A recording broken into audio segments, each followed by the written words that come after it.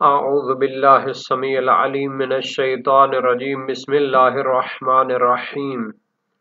الحمد لأہلہ والصلاة علی اہلہا عزیز طلبہ السلام علیکم ورحمۃ اللہ وبرکاتہ۔ شرح المدوم کتاب حج درس نمبر 361 میں مینا کی قربانی کے لیے نیت کا وجوب ذکر ہوگا۔ قربانی کے احکام بیان ہو رہے تھے اور مینا کی قربانی کے لیے نیت کا وجوب بیان کیا جائے گا۔ قربانی کی نیت کا وقت اور اس کا بسم اللہ کے ساتھ ملا ہوا ہونا، قربانی ذبح کرنے والے کا قربانی کی نیت کرنا، متعلقہ مسائل اور فروعات بیان ہوں گے، روایات اور احادیث کا تذکرہ ہوگا اور عبارت کی تشریح اور تطبیق بھی پیش کی جائے گی۔ ایک مختصر سا تتمہ سابقہ بحث کا رہتا تھا کہ جو حدیث میں ہے کہ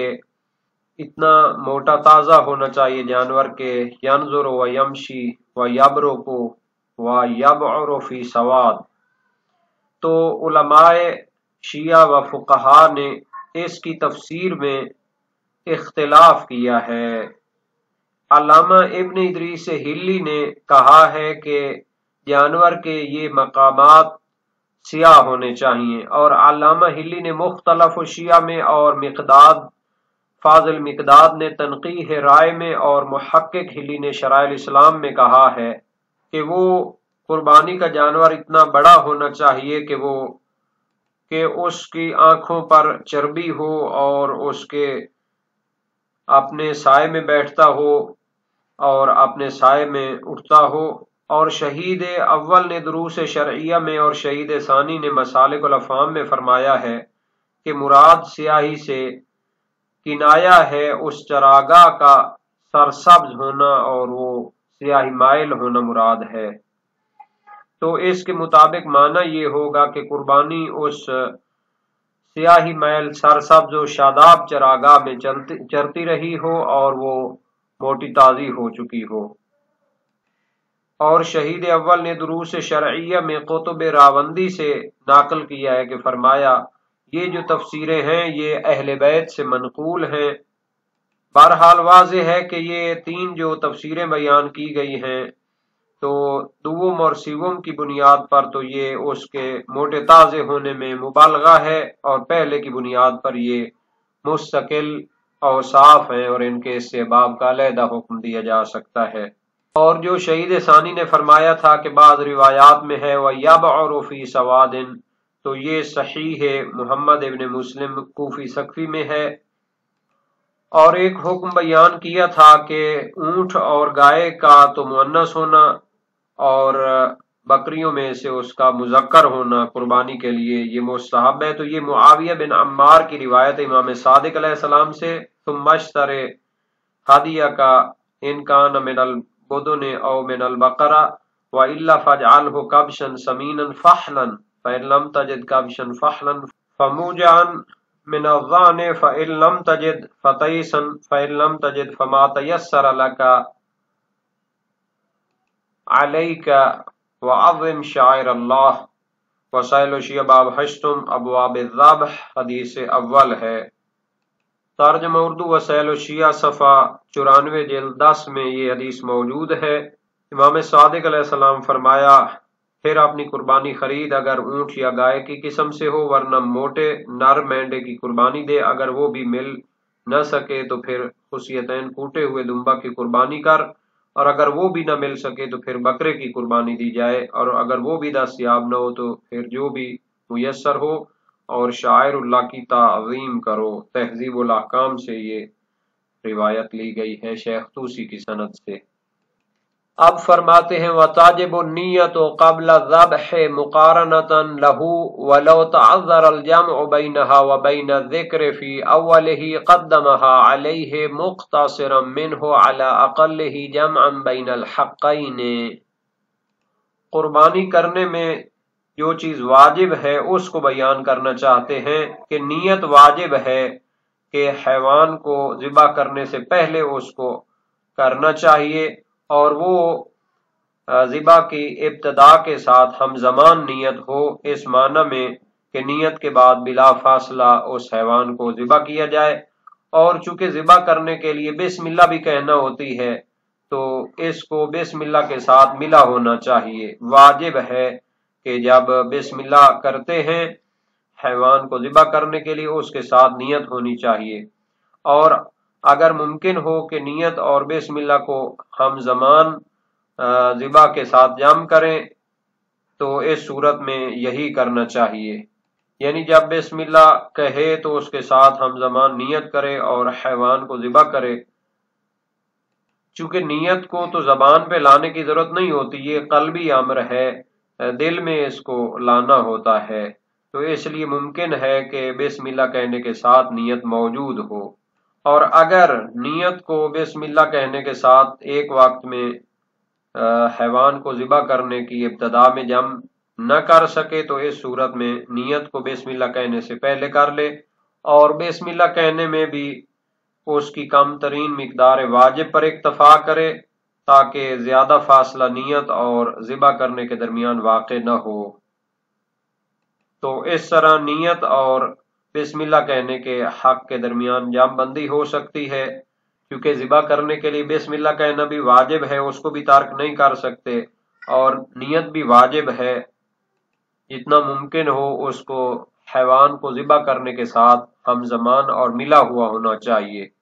تو جب حقیقت میں ان کو ہم زمان اور ملا کر نہیں انجام دے سکتے چونکہ درمیان میں بسم اللہ کا فاصلہ آ رہا ہے، تو پھر اس میں کم ترین واجب جو مقدار ہے بسم اللہ کی اس پر اکتفا کرے تاکہ فاصلہ زیادہ نیت اور ذبح کرنے کے درمیان نہ ہو اور مقارنت تقریبی حاصل ہو جائے۔ وَتَجِبُ النِّيَّةُ قَبْلَ الذَّبْحِ مُقَارَنَةً لَهُ، واجب ہے نیت کرنا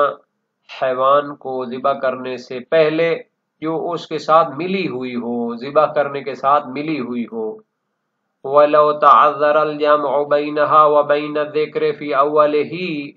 پس اگر تو ممکن ہو ان دونوں کو ہم زمان انجام دینا، چونکہ نیت دل میں ہونی ہے، بسم اللہ وہ تو حیوان کو ذبح کرنے کے لیے لفظوں میں انجام دی جائے گی، لیکن نیت دل میں رہے گی، وہ ساتھ ہی ہے۔ وَلَوْ تَعَذَّرَ الْجَمْعُ بَيْنَهَا وَبَيْنَ الذِّكْرِ فِي أَوَّلِهِ، اور اگر نیت کے درمیان اور حیوان کو ذبح کرنے کے شروع میں جو ذکر کرنا ہوتا ہے، بسم اللہ پڑھنی ہوتی ہے، اس کے درمیان جمع کرنا مشکل ہو جائے، قدمها علیہ، تو نیت کو اس ذکر پر مقدم کرے، پہلے نیت کر لے پھر بسم اللہ کر کے اس کو ذبح کرے، مختصرا منہ علی اقلہ، لیکن اس صورت میں ذکر جو ہے ذبح کا اس کے کم ترین مقدار پر اکتفا کرے، جمعا بین الحقین، تاکہ دونوں کے حق کے درمیان جمع ہو جائے، یعنی کہ بسم اللہ کہنا بھی واجب ہے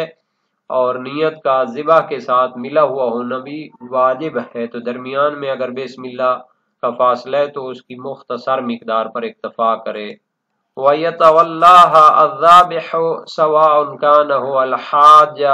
أَمْ غَيْرَهُ إِذْ يَجُوزُ الْاِسْتِنَابَةُ فِيهِمَا اخْتِيَارًا وَيُسْتَحَبُّ نِيَّتُهُمَا وَلَا يَكْفِي نِيَّةُ الْمَالِكِ وَحْدَهُ۔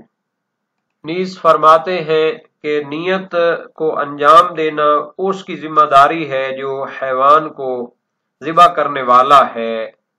چاہے وہ خود حاجی اس کو ذبح کر رہا ہو یا اس کا نائب یا کوئی دوسرا شخص حیوان کو ذبح کر رہا ہو، چونکہ حاجی کے لیے حیوان کو ذبح کرنے کے لیے کسی کو نائب بنانا جائز ہوتا ہے، تو جب دوسرا شخص اس کی طرف سے ذبح کرے گا حیوان کو تو وہ اس کو ذبح کرنے کے جو واجبات ہیں وہ تو انجام دے گا، اس کے ساتھ اختیاری صورت میں وہ نیت بھی اس کی طرف سے انجام دے گا۔ یتولاھا یعنی نیت کو انجام دے گا، الذابح جو حیوان کو ذبح کرتا ہے، سواء کان هو الحاج، چاہے وہ ذبح کرنے والا خود حاجی ہو، اپنی قربانی کو ذبح کرے تو خود اس کے لیے نیت کرے، ام غیرہ یا کوئی دوسرا شخص حاجی کی طرف سے اس کی قربانی کو ذبح کرے تو پھر دوسرا شخص جو ذبح کرنے والا ہے وہی اس کی نیت کرے گا۔ اذ یجوز الاستنابۃ فیہما اختیارا، چونکہ اس سلسلے میں اختیاری صورت میں بھی حاجی کے لیے جائز ہے کہ وہ نائب لے لے، تو اس میں فی ہما کی ضمیر ذکر کی ہے، یعنی ذبح کرنے میں بھی اور نیت کرنے میں بھی اختیاری صورت میں نائب قرار دینا جائز ہوتا ہے۔ حاجی خود انجام نہ دے بلکہ دوسرے شخص کو ذبح کرنے کے لیے اور نیت کرنے کے لیے نائب لے۔ وَيُسْتَحَبُّ نِيَّتُهُمَا، اور مستحب ہے کہ یہ دونوں نیت کریں، یعنی حاجی بھی اور نائب بھی۔ وَلَا يَكْفِي نِيَّةُ الْمَالِكِ وَحْدَهُ، اور فقط مالک کا نیت کرنا کافی نہیں ہے، جو قربانی کا مالک ہے، حاجی ہے، اس کا نیت کرنا کافی نہیں ہے جب ذبح کرنے والا وہ نہ ہو، بلکہ ذبح کرنے والے کو نیت کرنی چاہیے، اور اگر ساتھ حاجی بھی نیت کرے تو یہ مستحب ہے۔ لیکن فقط حاجی نیت کرے اور ذبح کرنے والا کوئی اور شخص ہو اور وہ اس کی نیت نہ کرے تو کافی نہیں ہوگا۔ تو جہاں تک نیت کرنے کا تعلق ہے قربانی کی، تو یہ عبادات میں سے ہے، جیسے حج کے دوسرے تمام افعال عبادت ہیں، تعبدی ہیں، تو ان میں نیت کرنا ضروری ہے۔ قربتاً اللہ کی نیت ہونی چاہیے۔ یہ تمام افعال اللہ تعالیٰ کی خوشنودی کو حاصل کرنے کے لیے انجام دیتا ہوں۔ اور پہلے بھی بیان ہو چکا ہے کہ نیت جو ہے یہ دل میں ہوتی ہے، یہ انگیزہ ہوتی ہے جس کی وجہ سے انسان اتنی مشکلات اور اتنی زحمات اٹھا کر وہاں جاتا ہے اور وہ افعال انجام دیتا ہے۔ تو اس میں یہی قصد اور قصد قربت ہونا کافی ہے، دل میں ہو، اور یہ جو اس میں خصوصیات کو مشخص کرنا ہے تو یہ واجب نہیں ہوتی مگر جب مامور بہی کو معین کرنا اس پر موقوف ہو۔ اور یہ جو شہید ثانی نے تفصیلات بیان کی ہیں تو یہ اس بنیاد پر ہے کہ جب ہم نیت کو اختیاری قرار دیں، علیحدہ طور پر اس کو ذہن میں لانے کی ضرورت ہو اور اس کو یعنی دہرانے کی ضرورت ہو، ورنہ اگر نیت دل میں رہتی ہو تو یہ بہت ساری تفصیلات پھر ضرورت نہیں رہ جاتی، دل میں وہ نیت چل رہی ہوتی، اسی وجہ سے وہ کام انجام دیا جا رہا ہوتا ہے۔ اور یہ جو فرمایا ہے کہ نیت کے درمیان اور بسم اللہ کہنے کے درمیان اگر جمع کرنا مشکل ہو جائے تو یہ تب ہو سکتا ہے جب ہم نیت کے تلفظ کو شرط قرار دیں، ورنہ تو یہ شرط نہیں ہے اور اس طرح تعذر اور مشکل پیش نہیں آئے گی۔ اور یہ جو فرمایا ہے کہ نیت وہ کرے گا جو جانور کو ذبح کرنے والا ہے،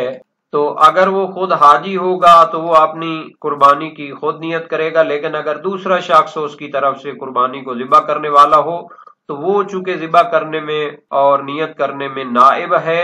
تو اس میں کوئی اختلاف نہیں، تمام فقہائے شیعہ قائل ہیں کہ وہ اس کا نائب ہی اس کو نیت کرے گا۔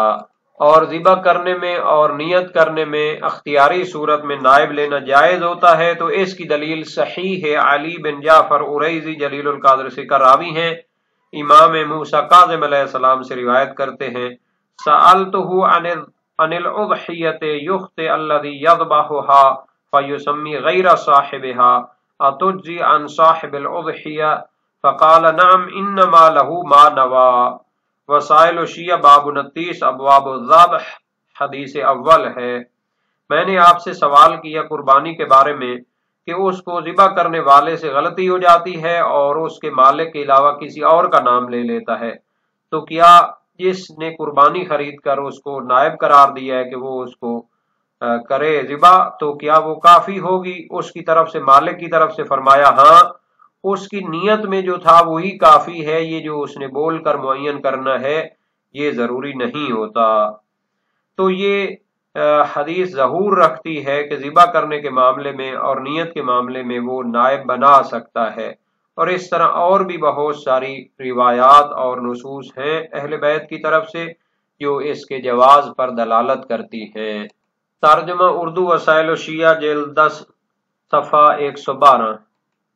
باب 29 ہے، جو شخص کسی اور کی طرف سے قربانی کا جانور ذبح کرے اور اس کا نام لینا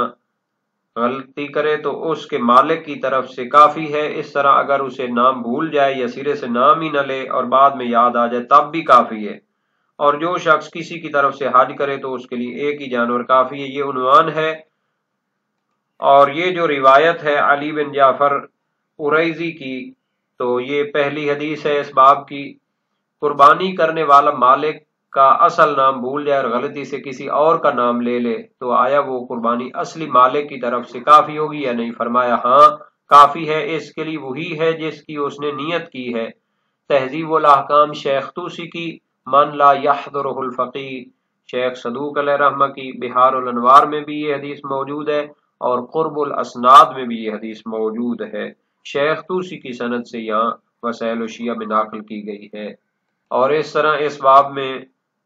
عبداللہ بن جعفر حمیری کی سند سے امام زمانہ کی روایت بھی موجود ہے، اور اسی حمیری کی سند سے امام زمانہ کی دوسری روایت بھی موجود ہے جو احتجاج طبرسی اور غیبت طوسی سے نقل کی گئی ہے۔